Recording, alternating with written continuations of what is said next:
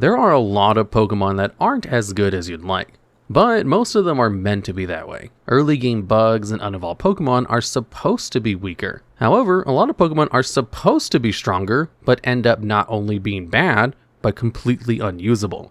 So today, we're going to go over Generation 1 Pokemon that were supposed to be good, but are actually terrible. And starting off at number 10, we have Wigglytuff. This is a pure normal type with an HP stat of 140. Unfortunately, all of the rest of their stats are quite bad. 70 attack means you're not hitting particularly hard, and 50 special means they take a huge chunks from special moves and deal no special damage.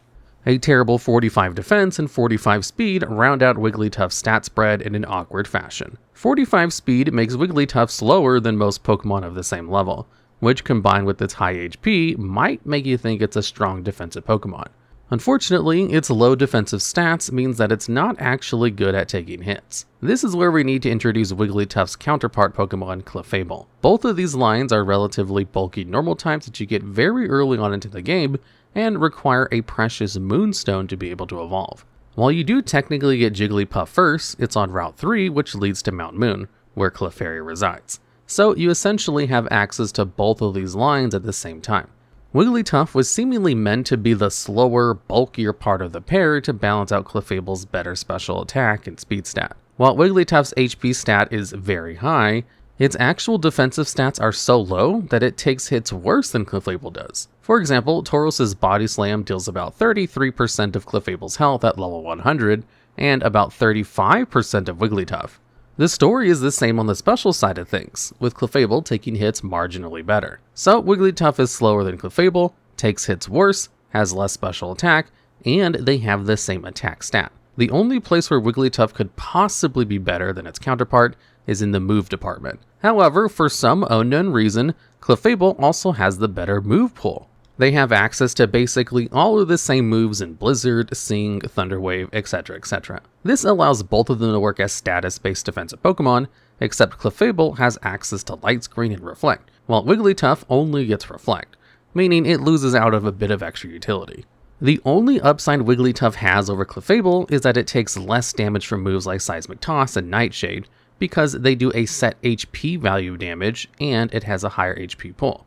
But that's literally two damaging moves in the entire game where Wigglytuff is better than Clefable, whereas Clefable is better in literally every other situation. It's honestly astonishing how few scenarios Wigglytuff is better than its counterpart Pokemon in the Gen 1 games. It feels like the developers just assumed the higher HP made it bulkier and never actually did the math to check. And at number 9, we have Lickitung. This is another pure normal type with another underwhelming stat spread. It has a solid 90 HP, but every other stat is below average. Abysmal 55 attack and 60 special means you're not dealing much damage. It has a slightly below average defense of 75, which with the 60 special means you're not a great wall, and a terrible 30 speed. Lickitung really doesn't have much going for it, at least not anything that many other Pokemon can't do better by the time you actually obtain one. The most eye-catching attribute is it has access to Sword Stance, which boosts your attack by 2 stages in a single turn. This will effectively double its 55 attack to 110 when used the first time,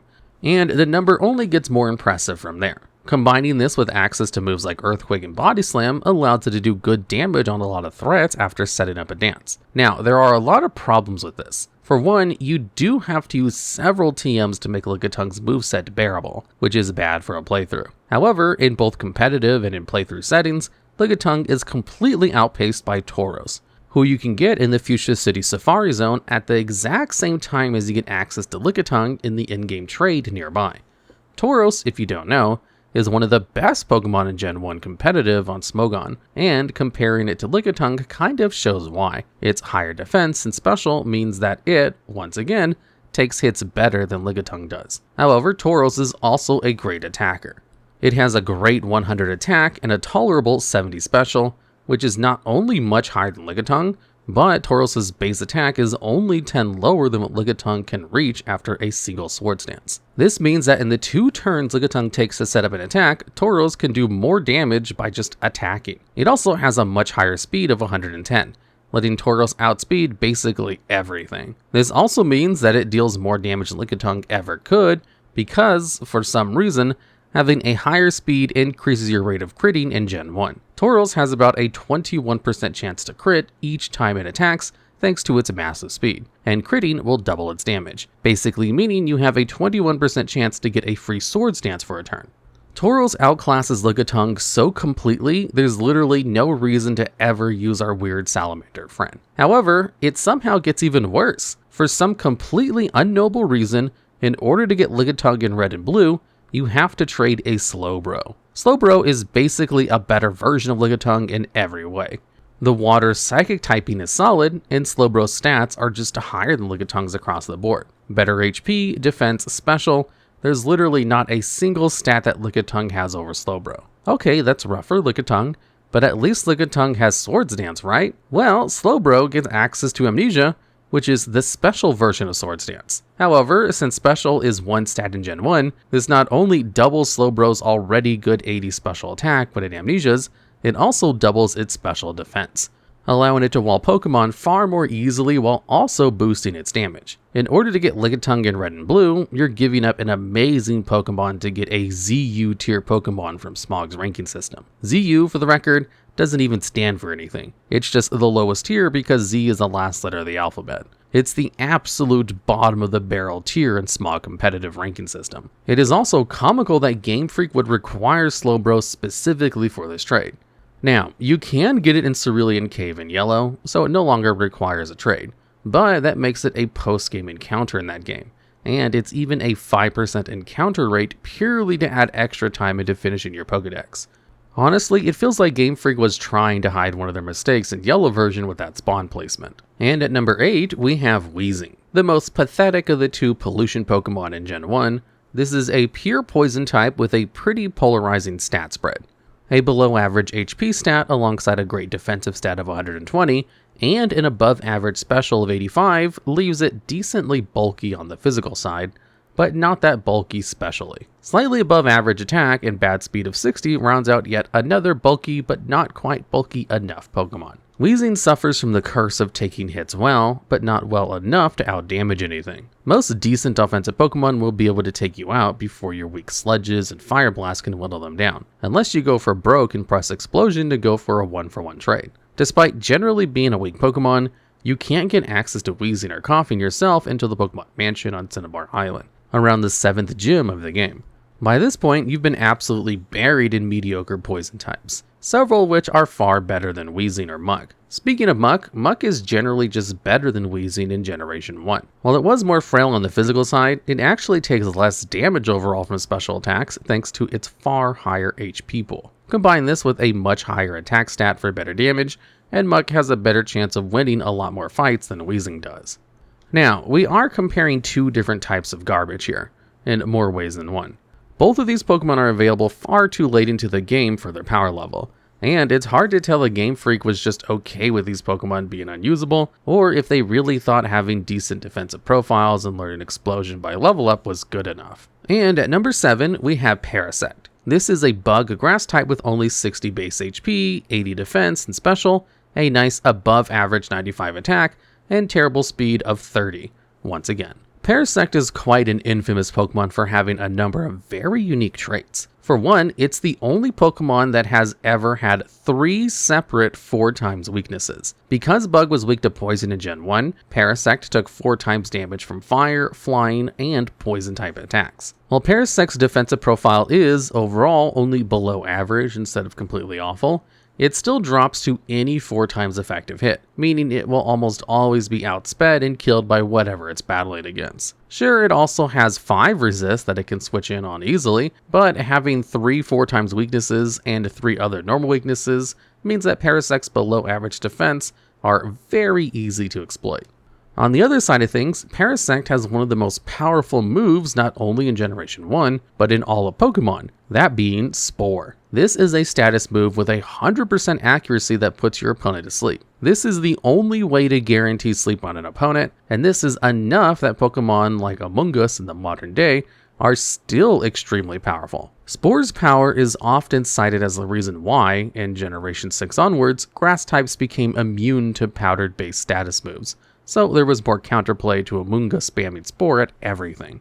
In Gen 1, Sleep was even more powerful, because instead of only putting an opponent to sleep for 1 to 3 turns, it could last anywhere between 1 to 7 turns. Parasect could take advantage of these sleep turns to set up a ton of Swords Dance, letting it become quite the formidable threat. However, none of this really matters. Despite Parasect being the only Pokemon in Gen 1 to get Spore, it would usually get KO'd by whatever was in front of it before it could even land the Spore, and then start to set up its Sword Dances. Even if it did begin to set up, thanks to Sleep Claws on Showdown making it so that only one Pokemon can ever be asleep on either player's team, Parasect at best would normally sleep one Pokemon, then die to whatever switched in afterwards.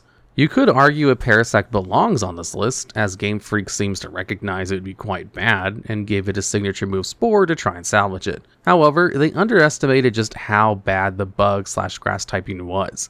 Even in later generations when Bug was no longer weak to Poison, and it only had 2 4x weaknesses, it's still too easy to hit for super effective damage. The best thing Parasect does is help you fill your Pokedex by sporing Pokemon, making them easier to catch, which is especially valuable for Pokemon like Mewtwo with a very low catch rate. Even if Parasect had stellar stats, its typing would hold it back. Having a bad typing, bad stats, and only one good move to make up for it left Parasect in a much worse position than Game Freak realized. And at number 6, we have Marowak. This is a pure ground type with overall abysmal stats. Its highest stat is a defense of 110, which would be really nice if its HP wasn't only 60. You still take lots of damage from most physical attacks because your HP pool is just too small. It doesn't get any better from here either, with an average attack stat of 80 and only 50 special and 45 speed. Marowak is a slow Pokemon with poor defenses overall, that doesn't deal enough damage to justify these weaknesses. Now, Marowak is famous for its role in the Pokemon Tower storyline,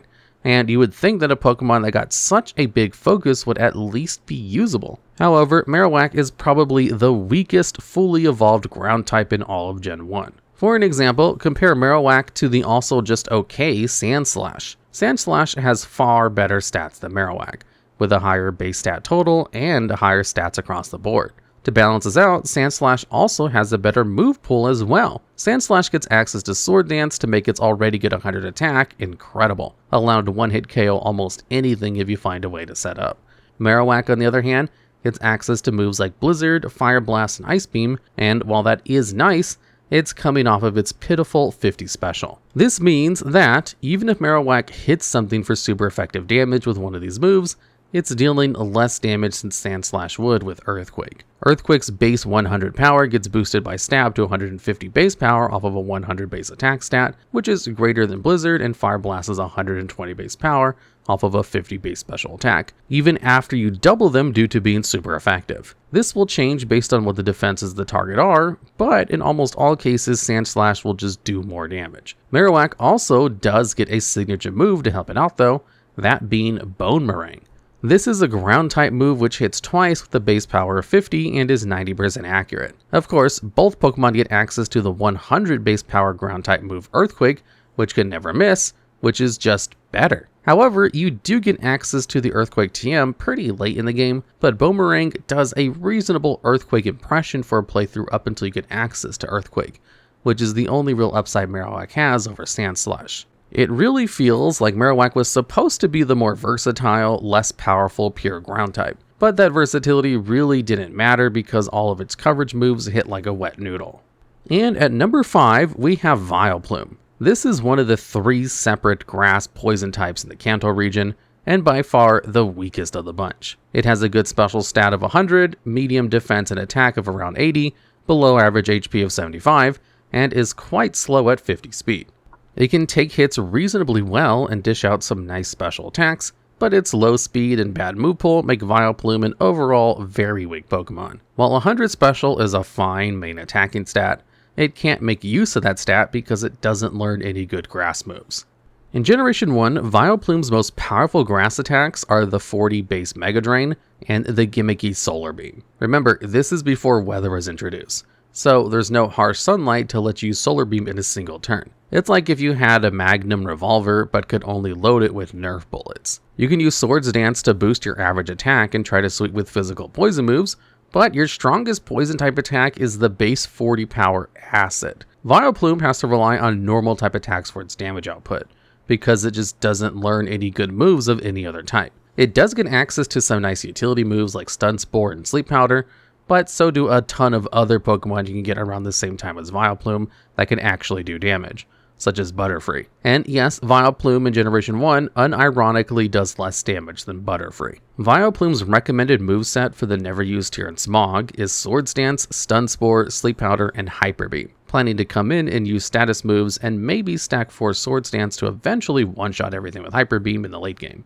In Gen 1, Hyper Beam wouldn't recharge if it KO'd the enemy Pokemon, so this wasn't as bad, but no Pokemon should be relying on Hyper Beam as their only damaging move. Vileplume is also the counterpart to Victory Bell, which is actually quite a good Pokemon that, shocker, learns actual damaging moves of its type. Victory Bell gets access to Razor Leaf, Body Slam, and Wrap, attacking moves that can either do actual damage or stop your opponent from attacking with the right setup, which is extremely powerful. Game Freak really seems to underestimate just how bad Vileplume's learn set was. Even if it got good moves, Vileplume wouldn't be that good thanks to its low speed stat and average bulk. Having such a terrible move pool for no reason is frankly ridiculous. And at number 4, we have Seaking. Seaking is a pure water type Pokemon with very average stats. 80 HP in special, which is exactly the line for average in Gen 1, a good 92 attack, and a poor defense and speed in the mid-60s. Of course, water is a special type prior to the physical special split, so being a mostly physical pure water type basically just means that you do less damage than you're supposed to with all of your attacks. Not that it would have mattered all that much, as Seaking and Goldeen don't learn a single water type move by level up into Waterfall at level 39, at which point you can probably just teach them Surf anyway. Your best bet for using your better physical attack is Double Edge and Hyper Beam, which both require TMs, to make using Seaking even more annoying. The Pokemon are also weirdly hard to find, as while they are incredibly common, you need the Good Rod or Super Rod to fish them up, which you don't get until Fuchsia City. That's quite a lot of work for a water type that's barely more useful than Magikarp. Now, some members of the audience may think that that's a bit harsh. After all, Seaking has okay stats and some good moves. Surely it can't be that bad, right? Well, being okay at almost everything doesn't really get you far in Pokemon. Other water types take hits better, deal more damage, have more utility, and sometimes do all of the above. Seaking is the worst water type in the game, not because it's completely useless at everything, but because it's never the right choice for any job. It is always worse than another water type for any role, not only on a competitive team, but from any point in a playthrough. It has a shallow move pool, stats that are worse than they look, and don't even look particularly good, and is weirdly hard to get for such a basic Pokemon. The only reason that Game Freak would have let Seaking stay in this state is probably because they didn't realize how difficult getting Seaking was. It was probably meant to be more readily available thanks to being everywhere that there's water, but they never realized that it takes quite a while before the player can actually get any Pokemon from the various bodies of water in the Kanto region that aren't Magikarp. And at number 3, we have Aerodactyl. This is a rock flying type with a pretty respectable stat spread. With a massive 105 attack and 130 speed, Aerodactyl is obviously leaning into a very aggressive direction, which is even more evident by its incredibly low defensive stats of 60 defense and special, and a decent 80 HP. This is all helped out a lot by its typing, as rock and flying are a great offensive type combination. The only Pokemon that resists both flying and rock are the rock ground types like Rhydon, which have exploitable double weaknesses to grass and water that Aerodactyl's teammates can help out with. They're also both physical types, so Aerodactyl's stab moves will be using its better attacking stat, getting around a major weakness plaguing so many Pokemon in the early gens. Everything looked like it was setting Aerodactyl up for success, and this is where the however comes in. Aerodactyl's stab moves are very good in theory, but it has one of the saddest move pools of any Pokemon in the entire franchise in Generation 1. For Flying Stab, Aerodactyl has used to Fly, Sky Attack, and Wing Attack. Fly and Sky Attack are 2-turn moves, making them incredibly easy for an opponent to play around in competitive. Even worse for competitive settings, Fly is banned in Generation 1 competitive events because of a glitch where Pokemon can become completely invulnerable if the move is interrupted by a status like Paralysis. This isn't all that relevant for playthroughs, but even in that context, having to wait a turn to attack is a weakness that can bite you against status moves. Wing Attack is a pitiful base 35 power, so not really worth considering. As for Rock Stab, Aerodactyl gets stone cold nothing. Aerodactyl literally doesn't learn a single rock type move at all in Generation 1. You have to, once again, rely on normal type moves, but even in this area, Aerodactyl gets the short end of the stick. It has to use Double Edge instead of the superior Body Slam, so it will be taking recoil damage and can't even fish for paralysis. It does get Fire Blast, but what is that doing off of a base 60 special stat? It is truly astonishing that Game Freak could take a Pokemon with such good traits and somehow give it such a bad move pool that it's all the way in the never used tier, 2 tiers below the main OU tier. You have to wonder if someone at Game Freak had a huge grudge against the poor Pterodactyl. And at number 2, we have Hitmonchan. This is a pure fighting type with a nice 105 attack. However, its bulk is quite poor with 50 HP and 35 special, with a decent defense of 80. Its speed of 76 is below average, and is the ultimate Achilles heel that stops Hitmonchan from doing anything at all. Now, this section could go to basically any fighting type in Generation 1. Despite normal types dominating the Gen 1's competitive scene, fighting types and fighting type moves are almost nowhere to be seen. This is largely because the type was mishandled at basically every turn. First off, there are basically no good fighting type attacks. Submission is the most powerful move of the type around, with one notable exception, and Submission is quite terrible. It has a base 80 power, which is average for an endgame move. However, instead of having no downsides such as moves like Surf, it for some reason only has an 80% accuracy and deals 25% of the damage back as a recoil. Both of these downsides are completely unnecessary, as all it does mean that fighting types are also bad options into the few Pokemon you would normally want to use them against. Hitmonchan can do around 80% to a Chansey with Submission, but takes nearly half of its own health in recoil damage. Again, this is the best fighting type move Hitmonchan has access to, because his brother Hitmonlee is hogging the only good fighting type move to himself. Hitmonlee is the less bulky, faster, and harder hitting Hitmon, which in Generation 1 just means it's the better one. Both Hitmons are so frail they'll get KO'd by a couple of strong physical moves, and will generally just drop to any special move thanks to their awful 35 special stat. So Hitmonlee doing more damage and outspeeding more Pokemon is just way more valuable. It also has access to High Jump Kick, which in this generation has 85 base power and 90% accuracy, and only deals 1 damage to the user if it misses, instead of the much harsher penalty later on due to a glitch in Generation 1, which is almost laughably better than the Submission that every other fighting type has to rely on. Now, to make up for this, Hitmonchan gets a few other upsides besides the quote-unquote better bulk. It has access to Agility, which sharply raises its speed stat, so you can outspeed some Pokemon if you get a turn to set up. Of course, you're still so frail you'll drop to most special moves, and even if you do set up, you can't one-shot anything because your damage just isn't that good. So you'll eat a hit and then get KO'd anyway. And even if you could KO everything in one hit, you're using Submission and taking recoil, so it wouldn't be enough to end the game anyway. Hitmonchan also gets access to the elemental punches for coverage, letting it hit more Pokemon for super effective damage. Of course, these are all special moves, so they use Hitmonchan's abysmal 35 base special stat to determine their damage. So even if they did deal super effective damage, they're still doing less damage than Submission or Body Slam. It really does feel like a joke. Hitmonchan's move pool and stat spread constantly has punchlines where you think you would find an upside it has over Hitmonlee, only to discover that no, it's also terrible in that scenario. However, despite being a completely awful Pokemon with no real niche, despite clearly having a ton of upsides it was supposed to have, it's still better than one Pokemon that was incredibly hyped by the anime. And at number 1, we have the punching bag of Generation 1, Onix. Onix is one of the 3 different rock ground types in Generation 1, and is the absolute worst of the bunch. While it has an impressive defense of 160, that's the only even remotely acceptable stat that it has. It has a pitiful HP of 35, terrible attack of 45, and a special of 30. Its speed of 70 is somewhat acceptable though, so at least it has that going for it. Onix has recently become a bit of a meme in the Pokemon community, as people have started to realize that it's much worse than they originally thought. And it's easy to understand why people thought Onix was a good Pokemon. It's the ace Pokemon of Brock, the first gym leader of the franchise, and a beloved character in the anime. Who can forget watching Ash's Pikachu struggling in its grass in Ash's first gym battle?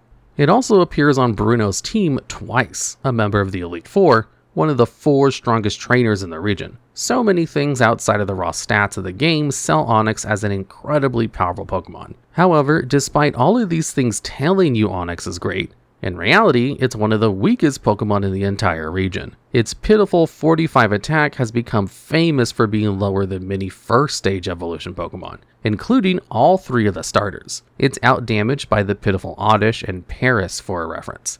Its special is even lower, allowing basically any special move to one-shot Onix despite seeming to be bulky as a Pokemon. While its defense means it's no complete pushover, it has a hard time walling physical attackers as well because its HP pool is just so shallow. It doesn't offer much utility either. The best it can do is Screech to lower a Pokemon's defense stat, which isn't as valuable as putting a Pokemon to sleep or paralyzing it, or actually dealing damage. Onix feels like it was designed only in the context of being Brock's Pokemon, as it has a lot of strengths and weaknesses that force the player to change their playstyle. However, that doesn't explain why they gave 2 Onixes to Bruno all the way at the end of the game. It's hard to know if they realized just how bad Onix actually was or not. The best thing Onix can do is sit in front of a few specific Pokemon for a couple of turns so that you can potion up your team and have them actually do the work.